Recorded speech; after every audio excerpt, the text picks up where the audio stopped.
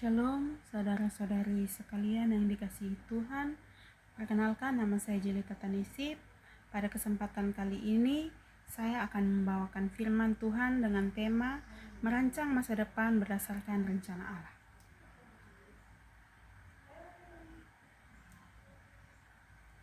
Amsal 19 ayat 21 berkata, banyak rancangan di hati manusia, tetapi keputusan Tuhanlah yang terlaksana. Saudara-saudari sekalian, setiap kita pasti memikirkan masa depan, baik studi, karir, pekerjaan, keluarga, pelayanan maupun pertumbuhan rohani. Kita merancang, kita menyusun langkah, kita memikirkan hasil. Namun, seringkali hidup berjalan tidak sesuai perkiraan. Ada rencana yang tertunda, ada proses yang terasa lambat, ada jalan yang berubah tiba-tiba, dan kita mulai bertanya, Tuhan, Engkau sebenarnya membawa saya kemana? Melalui firman hari ini, kita belajar bahwa masa depan yang paling aman adalah masa depan yang diarahkan oleh rencana Allah, bukan sekadar keinginan pribadi kita. Allah memiliki rencana yang pasti dan penuh harapan. Yeremia 29 ayat 11 sering dikutip, tetapi maknanya sangat dalam. Tuhan berbicara kepada bangsa Israel yang berada dalam pembuangan, situasi yang sulit, penuh penekanan dan tidak pasti, namun justru di tengah keadaan gelap itu, Tuhan berkata, sebab aku ini mengetahui rancangan-rancangan apa yang ada padaku mengenai kamu. Demikianlah firman Tuhan, yaitu rancangan damai sejahtera dan bukan rancangan kecelakaan, untuk memberikan kepadamu hari depan yang penuh harapan. Artinya, masa depan tidak ditentukan oleh keadaan, tetapi oleh Tuhan yang memegang keadaan. Harapan bukan muncul dari situasi, tetapi dari pribadi yang memelihara hidup kita. Kerja keras itu penting, tetapi penyertaan Tuhan jauh lebih menentukan. Saat kita menyerahkan rencana kepada Tuhan, langkah kita dipimpin oleh pengharapan, bukan ketakutan. Merencanakan masa depan dimulai dengan menyatukan diri pada kehendak Allah. Amsal pasal 3 ayat 5-6 berbunyi demikian, percayalah kepada Tuhan dengan segenap hatimu dan janganlah bersandar pada pengertianmu sendiri. Akuilah Dia dalam segala lakumu, maka Ia akan meluruskan jalan. Seringkali manusia berdoa setelah rencananya gagal. Tetapi firman Tuhan mengajarkan kita untuk berdoa sebelum membuat keputusan, menanyakan kehendak Tuhan sebelum melangkah, mengandalkan Tuhan bukan sekedar kemampuan pribadi. Menyerahkan rencana kepada Tuhan bukan berarti pasif, tetapi berarti kita tidak berjalan hanya dengan kekuatan dan logika sendiri. Ilustrasi, arsitek dan pemilik rumah.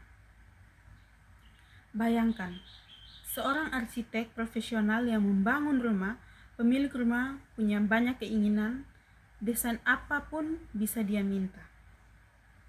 Tetapi, sang arsitek tahu struktur yang paling aman, fondasi yang paling kuat, dan desain yang paling tepat. Jika pemilik rumah memaksa rencananya sendiri tanpa mendengar arsitek, rumah itu bisa rapuh atau bahkan roboh. Begitu juga dengan hidup kita. Keinginan ada di tangan kita, tetapi pengetahuan sempurna tentang masa depan ada di tangan Tuhan. Jika kita memaksakan keinginan sendiri, kita bisa kehilangan desain terbaik dari Allah. Tetapi jika kita menyerahkan gambar besar hidup kita kepada Tuhan, Ia membangun masa depan yang lebih indah daripada yang kita bayangkan.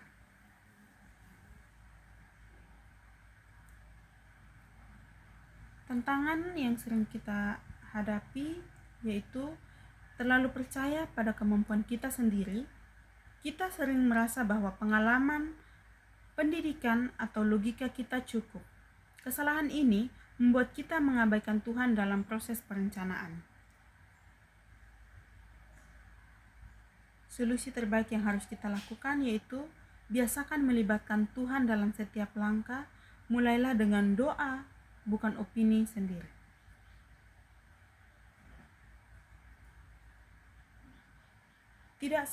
Tantangan berikutnya, tidak sabar menunggu waktu Tuhan. Manusia ingin cepat, tetapi Tuhan ingin kita matang. Yakobus 1 ayat 4 berkata, kesabaran akan membuat kita menjadi dewasa dan utuh. Kadang Tuhan menunda bukan karena tidak mau memberkati, tetapi karena Ia sedang membentuk karakter kita agar siap menerima berkat itu. Jangan tergesa-gesa. Waktu Tuhan selalu lebih tepat daripada rencana kita sendiri.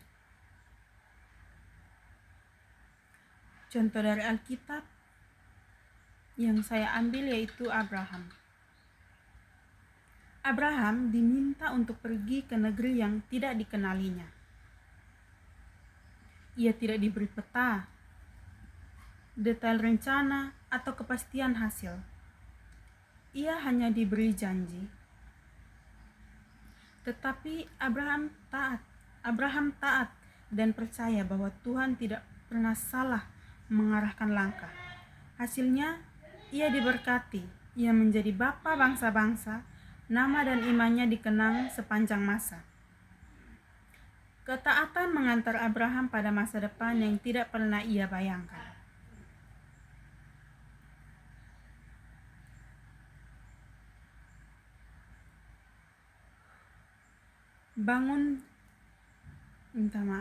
Aplikasi praktis dalam kehidupan sehari-hari.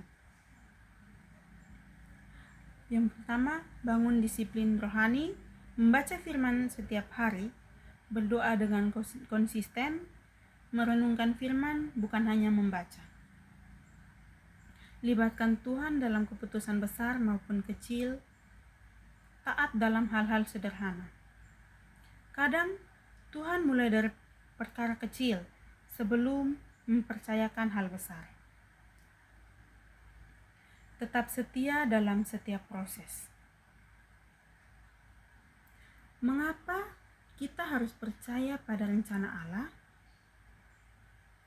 Karena Tuhan tidak pernah salah langkah, Tuhan tidak pernah terlambat. Tuhan tidak pernah kehabisan cara. Ia melihat apa yang tidak kita lihat. Ia mengetahui apa yang tidak kita ketahui, dan Ia merancang masa depan kita dalam kasih, bukan dalam kebetulan.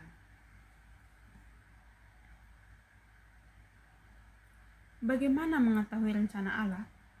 Kita dapat mengetahui rencana Allah melalui firman Tuhan, berdoa, pimpinan Roh Kudus, hikmat rohani dari pemimpin iman, situasi yang Tuhan bukakan atau tutup. Tuhan selalu memberikan petunjuk bagi anak-anaknya yang mencari Dia. Jika rencana Allah tidak sesuai dengan keinginan kita, apa yang harus kita lakukan? Tetap taat kepada Tuhan, tetap percaya kepada Tuhan, tetap bersyukur kepada Tuhan, karena Tuhan tidak pernah mengambil sesuatu tanpa menyiapkan sesuatu yang lebih baik. Saudara-saudari sekalian, masa depan bukan sesuatu yang harus ditakuti. Ketika kita menyerahkan rencana kita kepada Tuhan, hidup menjadi lebih terarah, langkah menjadi lebih mantap, hati menjadi lebih tenang, dan masa depan menjadi jauh lebih pasti. Mulai hari ini, serahkan rencanamu kepada Tuhan. Cari kehendaknya melalui doa dan firman. Percayalah bahwa masa depan yang Tuhan rancangkan jauh lebih indah daripada yang dapat kita pikirkan. Kiranya seluruh rencana hidup kita menjadi sarana untuk memuliakan Tuhan. Tuhan memberkati kita semua. Shalom. Demikian khotbah singkat dari saya. Terima kasih.